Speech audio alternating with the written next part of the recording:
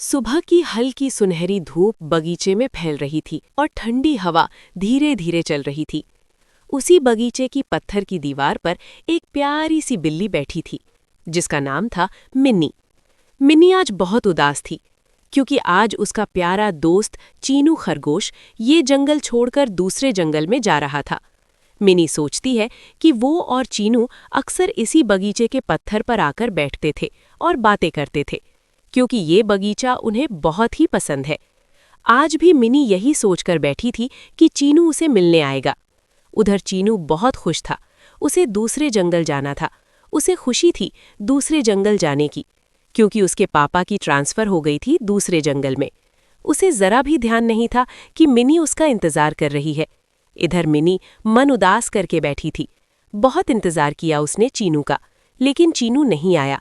तो वो समझ गई कि चीनू अब नहीं आएगा उससे मिलने।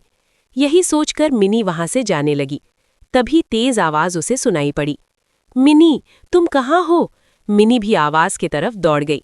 उसे पता चल गया था कि चीनू उससे मिलने आया है। दोनों पास आए और एक दूसरे के गले मिलकर रोने लगे। मिनी ज्यादा रो रही थी।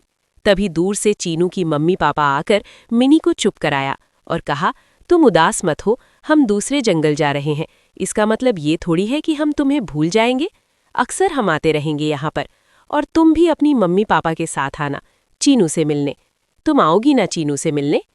मिनी ने कहा, हाँ अंकल, मैं ज़रूर आऊँगी।